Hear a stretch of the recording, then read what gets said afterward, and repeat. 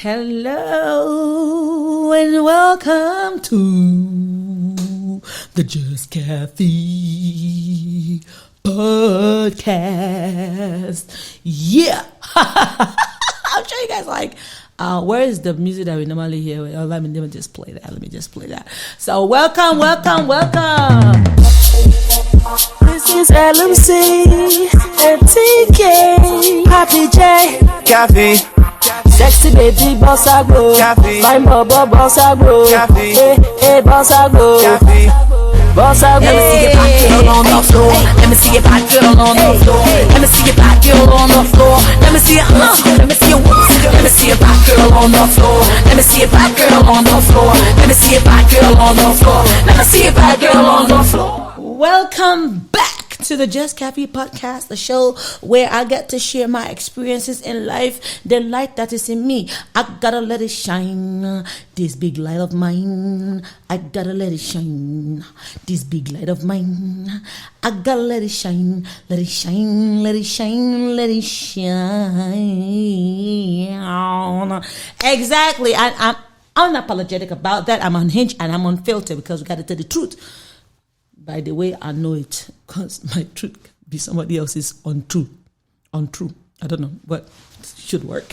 Okay, so this episode, we are going to be talking about the pains of infidelity. Yeah. One thing that actually gets me wild up is how in Africa there's like a double standard when it comes to the infidelity situation.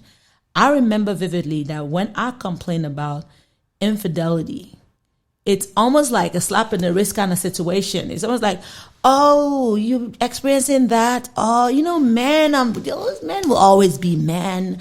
They will always do that. You understand? It's not something that should tear you. I'm like, really? Yeah. Wait. First of all, I get it that you want us to match up, make up, and get things going back together again. But to belittle my emotional state over what you think is norm, that is so inhuman and unfair. Hurt is hurt. I don't even understand. Why would you think it should be of less, grave an offense because now all men are like that, nowadays. Which man does not cheat? Which man does not? Do you understand? Even some women are like, at least it's coming back home to you. I'm like, at least it's coming. Wow. Whatever tickles your fancy. Maybe that works for you, but it doesn't work for everybody. For me, honesty is key in any relationship. How can I be living with you and I cannot trust you with my life? Really? Do you understand? So I want to talk about this particular topic because it's a very common thing, and some people have decided to accept the toxicity of living with the pain that has been caused via a spouse's infidelity. Whether you're a man or woman, it hurts the same. In fact, some people say, some school of thought say that even hurts men more than women. So yeah, but why do we allow it? Why are we encouraging it? Why are we giving it a slap on the wrist situation? Yes, it's human to err. And look, any kind of erring can cause damage to people emotionally. But in particular, infidelity is one of the most common ones. And if you have already made a vow to say, I'm going to be with you and nobody else, and that is the vow you took, why don't you just stick to that? And if you made a mistake, why don't you want to live by correcting it? Why do you want to, celebrate it? Not even celebrate it. Why do you want it to be condoned because it become a norm or it's not a big deal? Because for your friends, family, it wasn't a big deal. They're still together, or your mother or your father or any other case you've seen feels that they made it work. Wow, but different people have what they want and what makes them settle. You understand? And I don't think it's fair for anyone. And if you're out there, it's not fair on you for somebody to want to put that pain and trivialize it. Okay, it is excruciatingly painful when your partner goes and disrespects the relationship, especially when a third party is involved. And one of the things that even shocks me is how the act is committed without the thought of the fact that you are bringing the third party in. But when you go out to ask for help, it's like, why are you going to tell somebody else? But I'm like, but why did you go and sleep with somebody else? Like, the person that you slept with is not dead. You're still alive. And the person will tell someone that, oh, I slept with this person's wife, or I slept with this person's husband. It's not going to be like hidden. Just because it's not coming to you doesn't mean it's not already spreading. So why are you so protective of the crime that was done publicly? It doesn't make any sense. So I really, if you guys have an answer to that, you can put it in the comment section. However, it is also important to note that for those who really, really want to move on and say, look, I have committed this, or it has been committed to me, against me, I want to forgive my spouse, I want it to work. How do we make it work? Well, I've been able to get a lot of coaching, watch some videos that have actually help me heal through that process. And one of the things is the acknowledgement of my pain. It is very important for the offending spouse to acknowledge the person's pain. It's not going to go away for a long time. In fact, it really doesn't go away, but the person learns to deal with it and heal over time. So if you are looking at it from the angle of, I'm going to be hearing about this thing over and over again, you just prepare yourself. The person is dealing through the pain, not because they want to discuss it, but they are trying to fathom if you really understand their pain, and if you really can acknowledge that it's there, that there's a pain there. And you have to be there to, let me just say in vulgar, carry your own shit. You have to throw shit in the house. You have to pack it. Every time the shit drops, you have to pack it. So you need to grow maturely to be able to face the consequences of the action. And it doesn't necessarily mean that you are condemned and judged. It's just that there is a scenario that has been caused by your breaking of trust. The circle of trust has been broken. So there are two things you're going to be dealing with as someone who offended. You're going to be dealing with the break of the trust and how to rebuild that. And you're going to also be dealing with the emotional and psychological trauma, the trauma that it has caused for your partner. And this even goes for people that are yet to marry, who have actually begun to have intimate relationship with themselves and they want to correct the wrong. You need to be able to acknowledge your partner's pain. Secondly, you need to avoid triggers. What are triggers? Things that could push your spouse to, or your partner to remember, or how will I say, replay the said scenario or circumstance, or even assume the worst. For instance, it could be coming home late. If one of the areas that gave you the opportunity to cheat was because you came home late, you need to change the dynamics of your time, even when it is hard. I've seen a friend of mine who actually, changed his job because he wanted to save his home. People can go that far because, like, you know what, I this job is going to keep me out there, and it's part of the reason that I got to slip. I need to change the timing, or they ask for their boss for a different kind of shift or something. Like, those efforts to avoid the triggers makes your healing spouse feel and believe that the change is coming, and it helps it come faster than being defensive. I said, "Maybe I've said I'm sorry. It's not going to happen again." I said, "I'm sorry. It's not going to happen again." Just because I went out late today does not mean that it happened. However, it's not about you now. It's about the pain that has been caused and the trigger that is causing. It's just like being in a freak accident, or your car tumbled 5 times. Anytime the car breaks, your heart to remember that incident, that accident. So if that can happen to you on different kind of tragedy or traumas in life, you understand? Like, I had a bicycle trauma. I had a terrible accident as a young child, and that stopped me from riding a bicycle for a long time until now. So you can imagine how that is a trigger. Just being on the bicycle and I'm shaking, you understand? I'm triggered. So I have to fight through my pain and my fears. So your partner is dealing with a lot, trying to fight through that pain. So you need to be there to look at the things or elements that they are complaining about that create a trigger for them, or maybe picking your phone or passwording your phone, taking calls away from your partner. You need to work. You need to do a lot of work to fix your home. And in order to do that, you need to be very intentional about different steps. If you really love your man or your woman, you will do it. We'll be right back. Yeah. And we are back. So we are looking at this now from the perspective of the person who has erred. And we're saying triggers are important for you to note them, understand that they are there, and avoid them. Also, a change in pattern or habit can help. Maybe you used to go out late, you want to come home earlier, or if your work is the type that you can be working from home, anything to help catalyze the healing process of your partner. Please do not rely just on, I am sorry, let me get people to come and beg her, let me get people to come and beg him. It's not enough. It's okay. It's a step.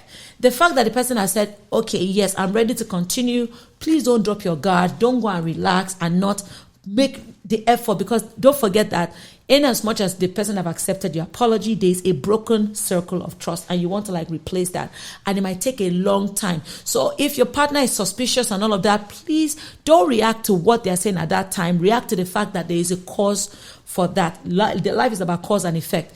That effect that you are feeling from your spouse, there is a cause and you know it's coming from that. So absorb it and speak positively into the heart of your partner, so that they can just be encouraged every time, even when they want to give you. Sometimes we can want to go all out and say, you mean things like you.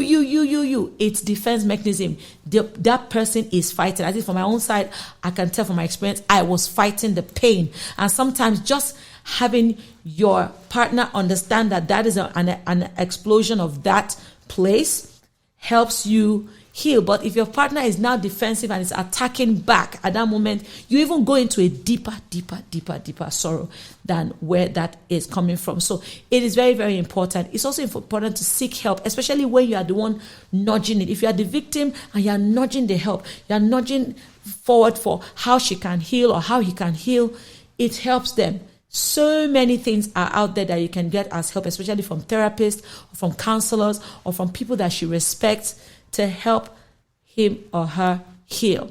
Now, let's go to the other side. Now, let's look at these things from now the victim side. Now, yes, wrong has been done to you.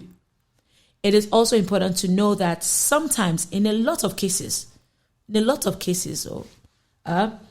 person who is genuinely pained by their wrong is also hurting, because they are also in that hating of themselves, blaming themselves, seeing that side of you that they don't want to come home to every day. You understand? So sometimes, everybody have different threshold of holding pain. The person that inflicted pain on you might not even have the kind of strength you have to hold the pain that they inflicted. So when you are going back at the person, you might even be breaking your own spouse even more. That is even the person that caused the problem, because they are not emotionally matured enough to handle what you are emotionally matured to handle.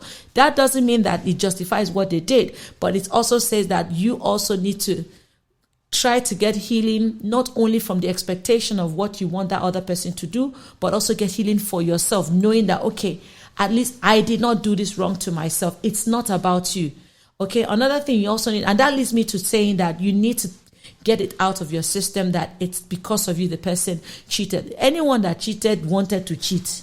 Nobody makes you cheat. You understand what I'm saying? People do wrong to you. You don't go out there and take a gun and shoot them. So except you want to really kill. So yes, there can be triggers, there can be temptations, there can be different things that are allowed. But anybody that does not value something and wants to spoil it will spoil it either way. Okay? So it's just that a lot just don't get caught. Or a lot are protected by an environment or a society that doesn't see it as a big deal. And that is generally what we have nowadays. However, does that mean that there aren't honest men and women out there that, have a high moral value when it comes to the pedestal they place vows? Yes, there are.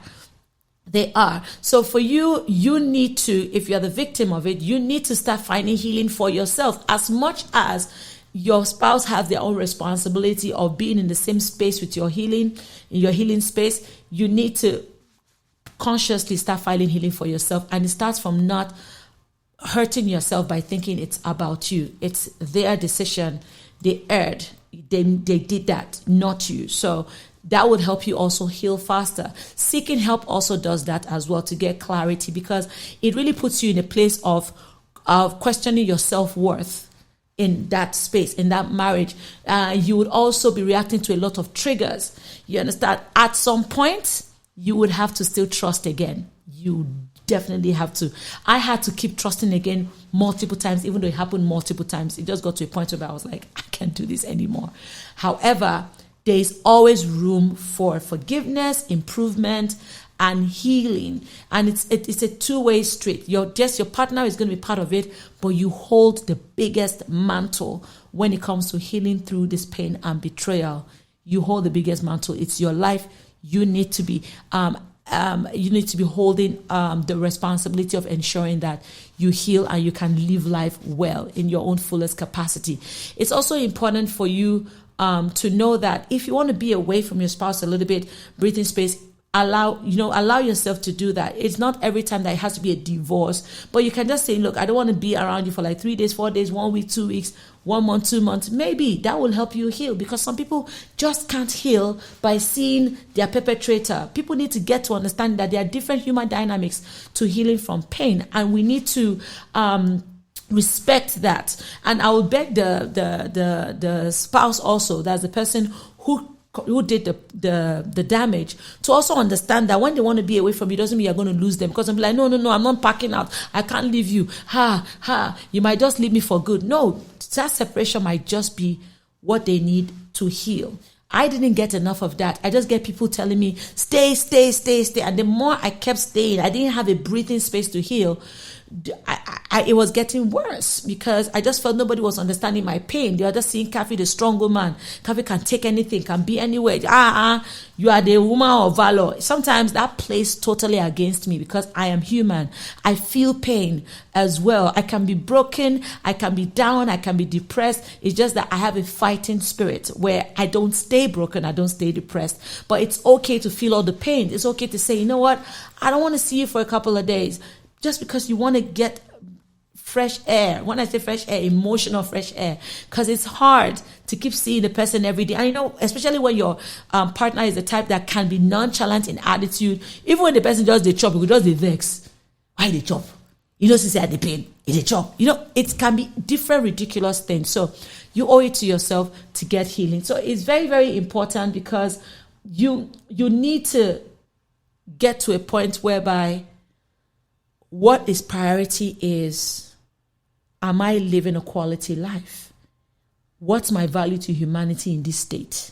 What's my value to my family, on the people that I love the most? But let me tell you something. If you don't fix the value from inside, it's not going to attract the value from outside. One thing that you can do is to chase the healing. You have to be the healing. You have to heal from inside. Until next time, I'll say, I wish healing upon every one of you out there, anybody out there dealing with this case of infidelity. Yes, it's a forgivable situation. It can be fixed, but it takes two people to agree. Once you have committed the crime, you have a responsibility to fix that trust that you've broken, because that person needs to, even though they've forgiven you, they need to trust you again. And for those of you that are a victim of a circumstance, don't stay a victim of your circumstance. You can grow out of it, you can heal, and you can have clarity on what steps you want to take for or against. Whatever it is, it's important for you to be a better human being. God bless you, and see you next time. Let me dance more.